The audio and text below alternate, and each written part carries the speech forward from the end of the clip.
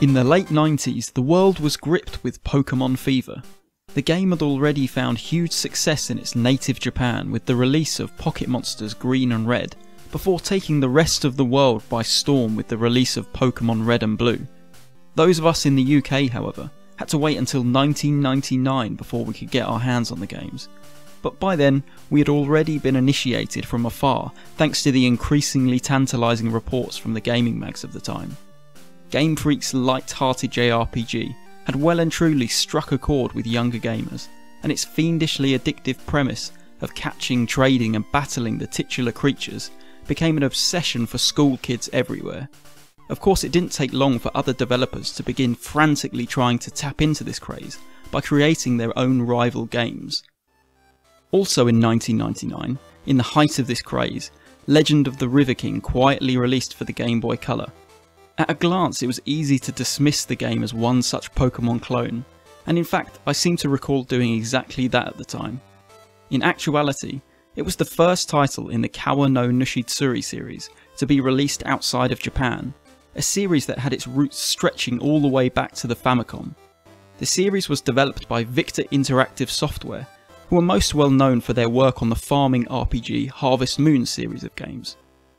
Legend of the River King, like Harvest Moon, is played as a top-down JRPG, and also like Harvest Moon, the game opts for a fairly relaxed and low-key setting when compared to your typical world-ending beast-slaying JRPG.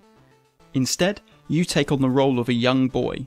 Your sister has fallen ill, and so your concerned mum tasks you with finding and catching the one thing that can cure her, the fabled guardian fish. I guess they ran out of Calpol. Unfortunately, being a small boy, you aren't much of a fisherman, and so you must first hone your skills and with the help of your neighbours, learn all you need to save your sister. The game takes place over 4 different locations along the same river. Each area contains an inn to rest and recover your health, a store in which you can sell your fish for cash, and another store where you can buy fishing supplies and tools to help you on your adventure.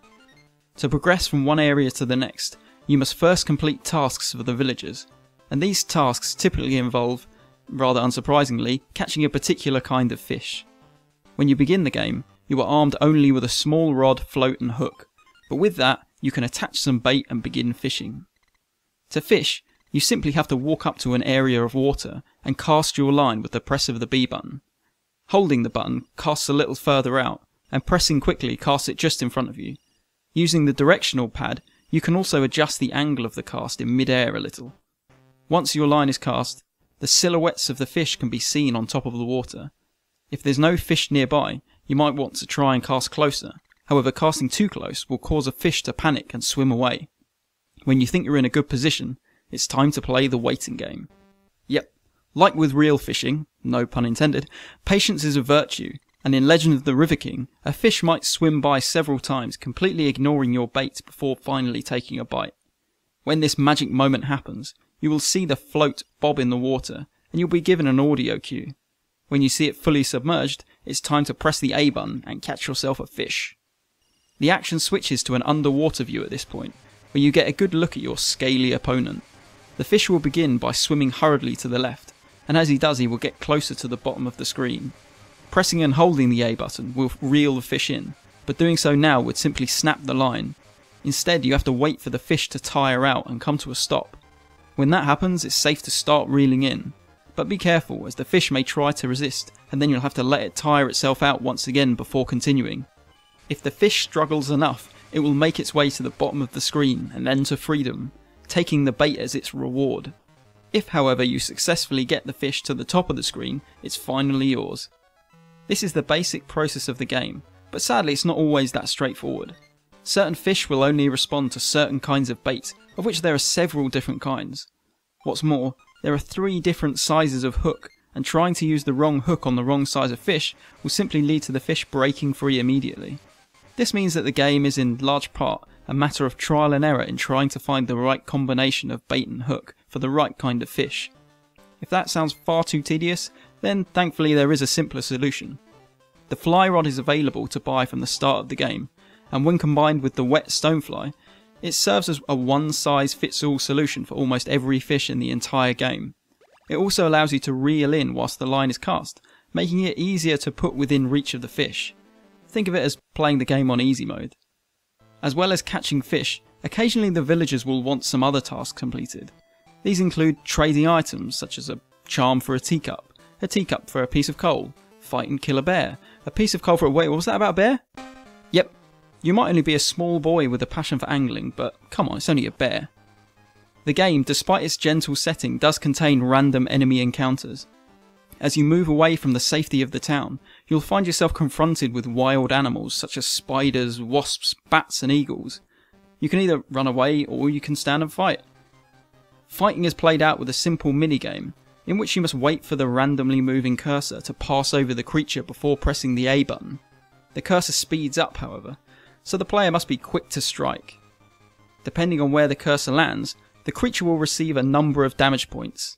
Each creature has their own weak spots to find, which is more often than not the face. Yeah, you punch that bee in its stupid face. If you manage to kill the creature, you will be rewarded with a small amount of XP. XP increases your strength and health, and also the distance you can cast when fishing. If you lose the fight, you will faint and wake up back at the nearest inn with 1 HP. After finishing all of the tasks in the first area, you will be rewarded with a raft. This allows you to paddle out into the water to reach more fish. It also enables you to ride the current into the next area. There is a cost, however, as each time you move in the water, your health will deplete, and eventually you'll pass out and once again be returned to the inn.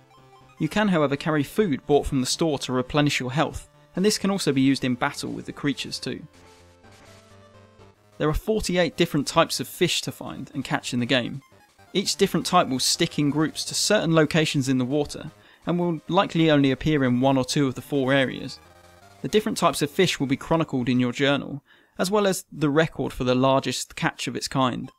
There's a small reward at the end of the game for filling your journal, so I guess you could say you gotta catch them all. Graphically, the game certainly has that same charm that all 8-bit JRPGs have. The GBC's colour palette is put to good use too, giving the game a nice bright and colourful look, though it can also be played on an older Game Boy in monochrome if you prefer. Underwater, the different types of fish are nicely detailed and easily distinguished. There are some nice backgrounds too, which vary slightly based on where the fish took the bait. I also like the clever use of scrolling in this view, which gives the impression of moving water on the river surface. The music in the game is equally charming, with a nice variety of traditional Japanese style chiptunes that can certainly get your toes tapping. My only complaint would be that the music stops when you cast your line, though there is some nice ambient sound effects to listen to instead. Overall, I had a great time with Legend of the River King. It's a short and sweet adventure that is both relaxing and satisfying to play.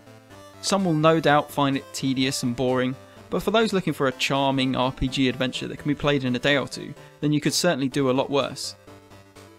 I started this review with my rather unfair dismissal of the game as a Pokemon clone. In reality, the two are very different.